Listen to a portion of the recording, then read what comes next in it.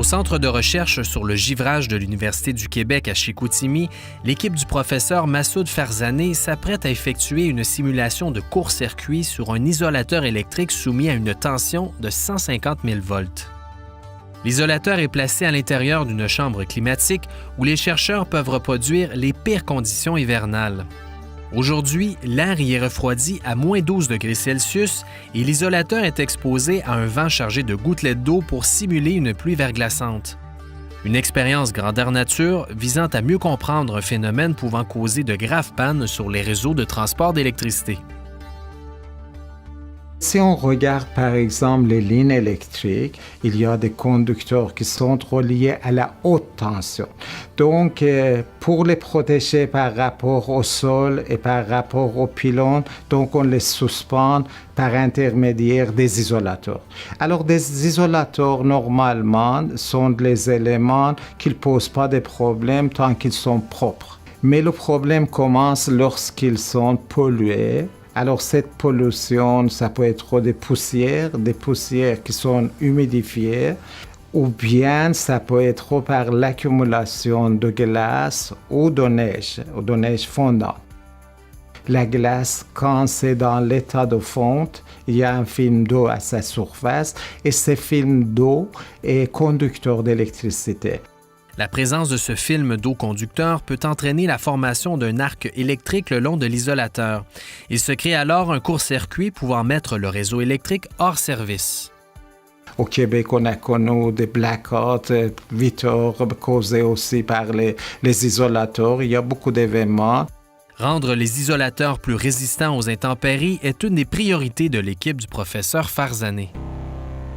Dans la chambre climatique, la glace s'accumule progressivement sur l'isolateur. L'expérience va pouvoir commencer. Les ingénieurs font monter la tension jusqu'à 150 000 volts. Une caméra haute vitesse capturant 3000 images par seconde leur permettra de filmer la scène.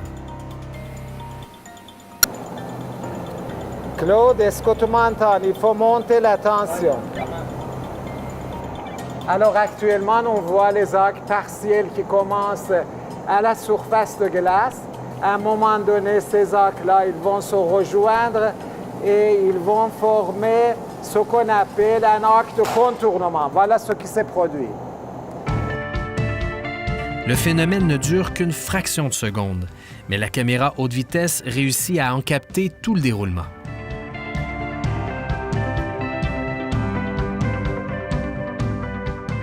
Grâce à cette chambre climatique et à toute l'infrastructure du Centre de recherche sur le givrage, Massoud Farzaneh peut tester l'efficacité des isolateurs dans des conditions très proches de la réalité. Mais en 1999, c'est son travail sur la modélisation mathématique des arcs de contournement qui avait été reconnu comme découverte de l'année par Québec Science. Dans le temps, il n'y avait pas de laboratoires équipés. Même aujourd'hui, ces laboratoires d'abord sont très coûteux les tests, ça prend beaucoup de temps. Donc un modèle mathématique validé était quelque chose d'intéressant, c'était innovant. Et il y avait un grand programme, un méga projet ici pendant plusieurs années. Donc il s'agissait d'une combinaison de modèles et les essais au laboratoire pour parvenir de choisir un isolateur convenable pour les conditions de givrage. Ces travaux mêlant modélisation et expérimentation ont permis la mise au point d'un isolateur dont la forme et le revêtement de surface le rendent plus résistant au givre et qui peut désormais être installé dans les postes de transformation électrique.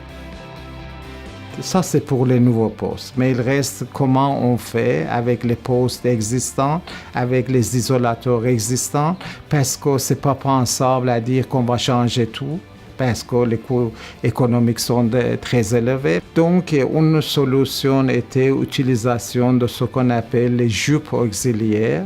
Et ces jupes auxiliaires, c'est comme un parapluie, ça protège l'isolateur. Et donc, l'emploi de ces jupes a permis d'augmenter les performances des isolateurs actuels. Aujourd'hui, l'équipe de Massoud Farzaneh continue son travail pour améliorer la fiabilité des isolateurs. Elle focalise désormais ses recherches sur la mise au point de revêtements qui permettent de créer des reliefs nanométriques à la surface des matériaux sur lesquels les gouttes d'eau rebondissent plutôt que de s'étaler. Donc, ces revêtements nanostructurés, ça agit contre l'accumulation de poussière, ça agit contre l'accumulation de glace. Même, il y a des isolateurs qui seront fabriqués, qui sont complètement super hydrophobes. Ça veut dire qu'il n'y a pas de mouillabilité. Ici présente, nous avons 2 isolateurs. La première est sans traitement, comme les isolateurs qui sont maintenant dans les réseaux de transport d'électricité. On voit bien que les gouttelettes de l'eau, ils restent sur la surface et ils mouillent la surface. Par contre, avec les revêtements qu'on a développés, déposés sur les isolateurs, on voit bien que les gouttelettes de l'eau sont capables de rebondir sur les surfaces et les surfaces, ils ne se mouillent pas. Parce qu'il n'y a pas de mouillabilité, sont auto-nettoyantes. Ça veut dire la goutte qui était propre, quand ça tombe, c'est pollué. Toute la pollution est quittée avec ça. Donc, avec ces idées-là, actuellement, il y a des travaux au laboratoire qui sont bien démarrés depuis quelques années et on est en train d'avancer là. Mais l'avenir, je pense qu'actuellement, pour les isolateurs, ça se trace, entre autres, dans ce domaine. On commence à un point, on se rend à un point, mais il y a quelqu'un d'autre qui va continuer. Il y a d'autres personnes.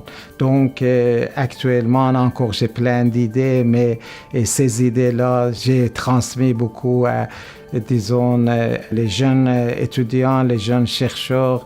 Et donc, c'est ces jeunes-là qui vont assurer l'avenir de ce secteur.